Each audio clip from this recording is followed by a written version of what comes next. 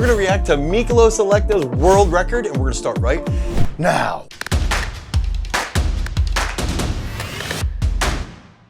One of the big aspects around throwing is just seeing things that are like otherworldly, like super, super impressive feats, right? And I think one of the cool parts about this was being able to witness it and having this great footage and being able to analyze it and seeing how far it went and his warm-ups, all those things. I think the best way to describe him is his stoic personality, like just super relaxed, super laid back, and just like, I'm just gonna keep doing this. I'm just gonna keep going. So 74.35, the previous world record I think was 74.08. So let's look at this, and we're gonna try and look at it from a bunch of different angles. And the biomechanists that were at this meet also sent us some footage or sent us some angles. Christoph Kipp, the lead on the team there, also sent some stuff around his grounding position, how long he holds double support, and really unique aspects that I think are gonna be fun to take away. So let's check this out. Yes. Oh man, that's great. This is so good. So let's look. And one interesting part here is that how long he holds double support here out of the back. Let's just look at that right there, right? So you see that left start to open, and I always said that that would be like past 180 opening position where he's still grounded. He's got the classic like left arm inside. Now, I even talked with Alex Rose about this throw. It's just through 71.48, top 9 or 10 of all time. He even mentioned how some of the positions looked interesting relative to the right sector, and like, I don't know if Mykolas is thinking. I don't know exactly what he's thinking about. Obviously, I don't know exactly what he's thinking about because I'm not inside his brain. And so I think like a lot of this stuff is just us analyzing and looking as clearly as we can.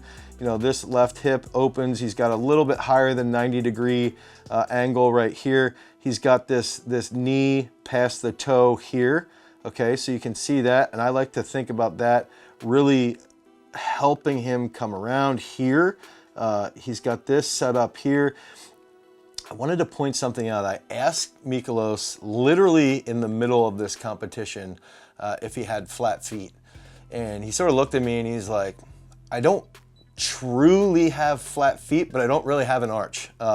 So I'm assuming he's more flat-footed than having an arch. And I think that that's an interesting thing that typically, in my experience, I've noticed athletes that do have flat feet tend to put their left heel down out of the back.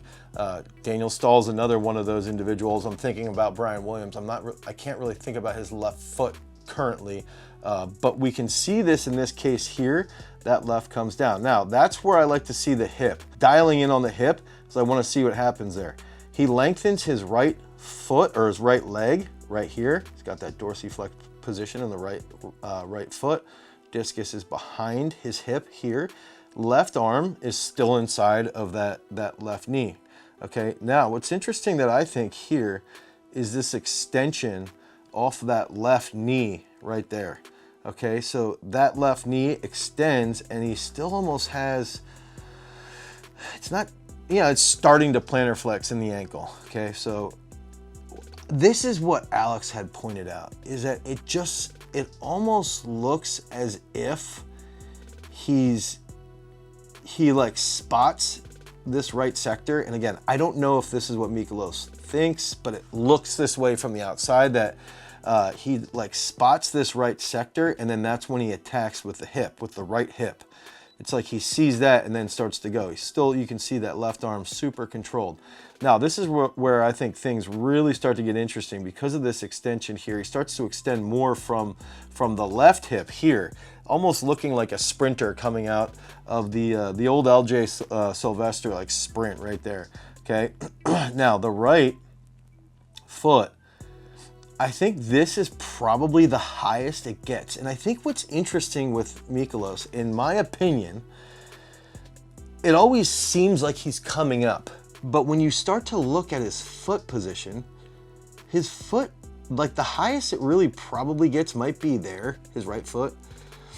He starts to cross that in, and you can see how low that is there to the ground. I think that's a real interesting thing. And then when he grounds, he's grounding and it's like perfectly balanced here, right? Like if you can ground and stay here, and then you'll have minimal action getting into that left early. I think this is a big aspect, and it's almost like the interesting part here is just when his right's down, his chest is facing the sector. He's got really tremendous mobility there, good positioning.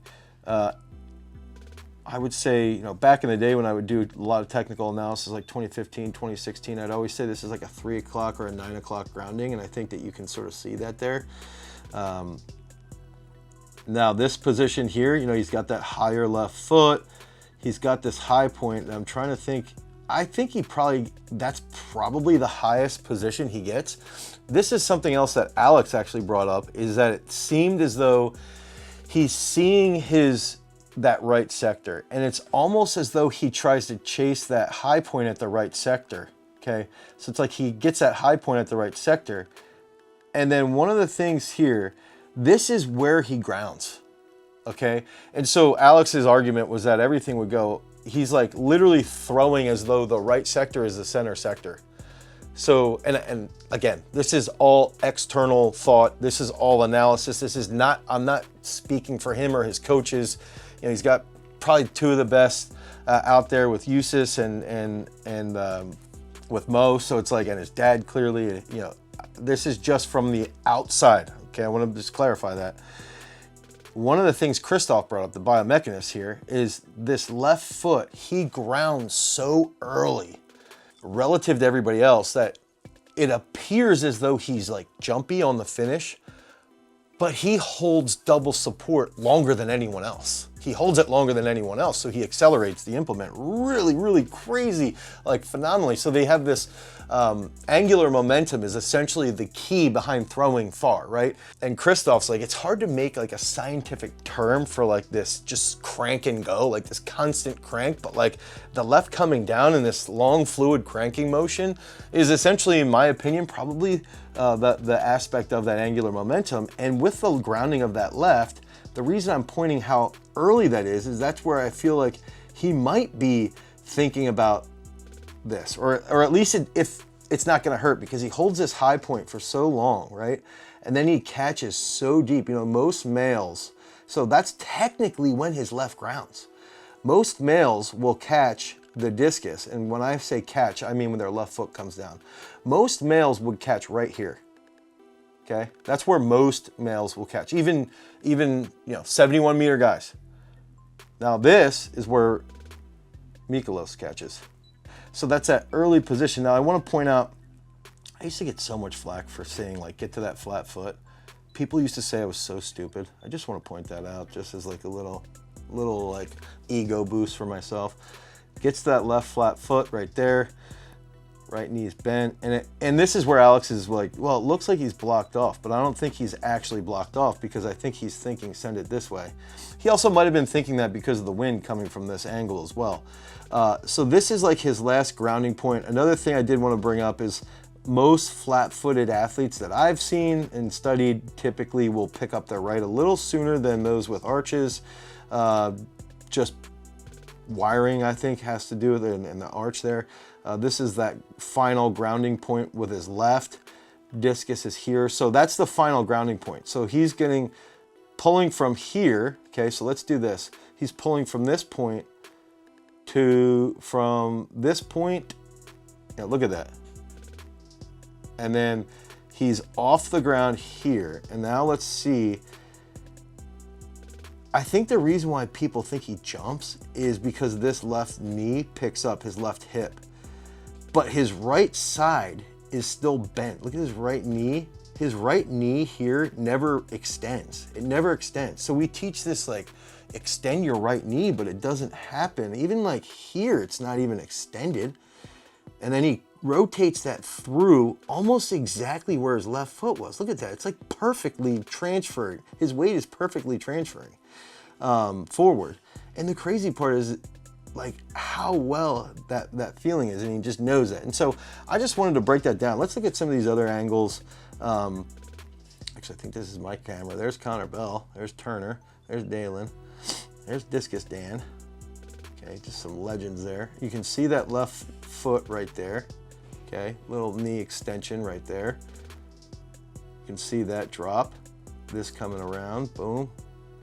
Right there is that grounding position. This is that angle we were talking about. That's the flat foot I was talking about. Now let's look at this. This is where, you know, he's really not, he's close to extended there.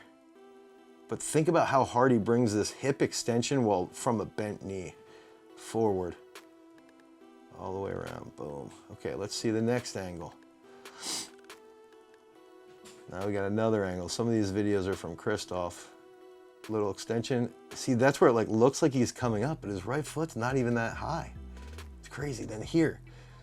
And this is where I feel like you can almost see his eyes looking out like, okay, let's look up that right sector, because it's almost like he holds that there just a little bit. And even here, he's holding his head.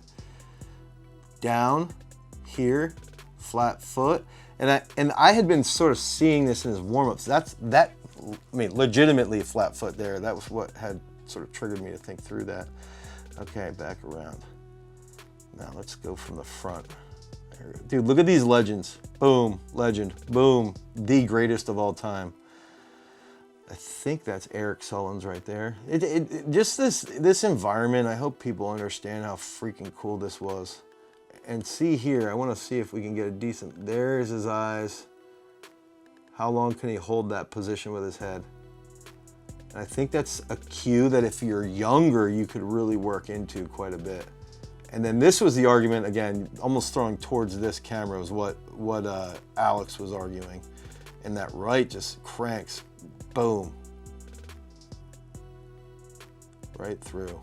Gone, see ya. Okay, one more here. Because I think this is going to be an interesting position here.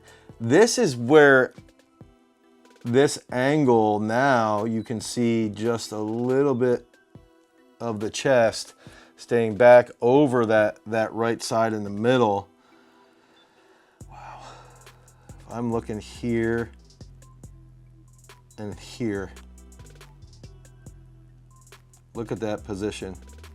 Okay, so if you want to find like a real quick fix, would be like really working on the thoracic rotation and finding the thoracic rotation catch at the front and then building that into your full throw and being under control with that, right? Being under control, getting to that position, is almost walking through that. If you can walk through that consistently, that's going to help. Oh, here's some more legends right here. There's Alex, Robbie, Weeks. This is all the legends back here throwing. Literally, there is a legend in there. And then Cyro. Oh, I think that's me. Yeah, wow, look at this. There's Jason. Cameraman, set all this up. Boom, look at that. Look at that stretch. Look at that 100 and, or probably, if normal, really good discus throwers will pull close to 180. He's pulling at like 210.